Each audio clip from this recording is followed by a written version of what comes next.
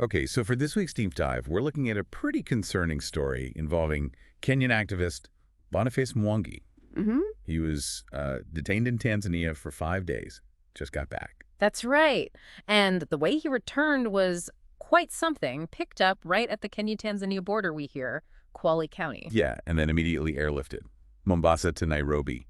Which, that kind of rapid response, the airlifting, it suggests a significant level of concern back here in Kenya. High-level stuff. Well, that lines up with what Musalia Mudavadi said, right, the Prime Cabinet Secretary. He mentioned high-level engagement. Exactly. Between the two countries, working to get Mwangi released, it really shines a light on the diplomatic side of things when a citizen's held abroad. True, but any relief about his return seems complicated.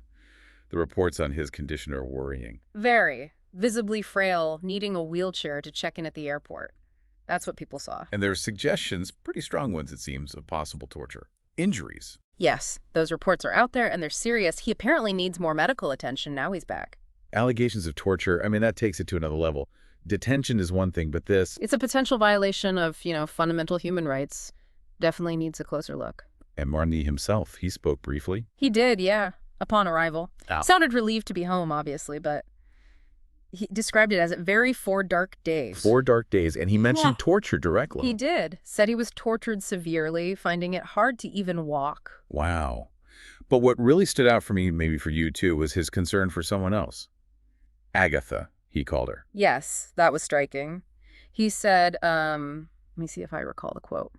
Something like, "I have been tortured very badly. I can barely walk. But I'm very concerned about Agatha because we were tortured together." And they did very horrible things to us. So I hope that Agatha is safe.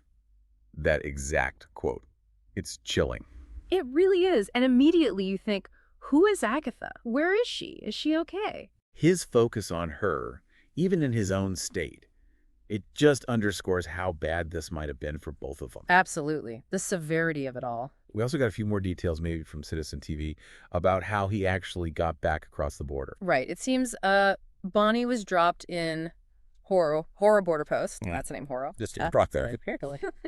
And he found his way up to Lingala and got transport, and then someone helped him. KF picked him up. Being left at a border post, especially if he could barely walk.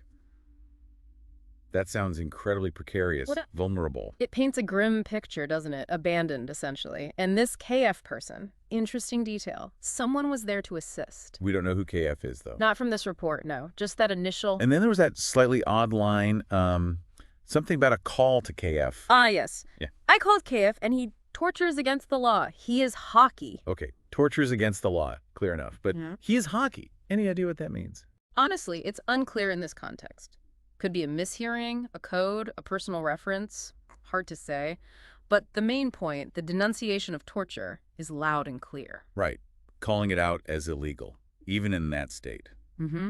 That's the key takeaway there. A direct accusation and appeal to law. Okay, so let's try and wrap this up. We have Boniface Mwangi, Kenyan activist, detained 5 days in Tanzania. Released after high-level talks, but returns frail, alleging severe torture. And desperately worried about another person, Agatha, who he says was tortured alongside him. Her status is unknown. Yeah, it puts a sharp focus on the dangers activists can face, especially crossing borders, and how diplomacy and human rights intersect, sometimes uneasily. It really does. And it leaves you, the listener, thinking, doesn't it?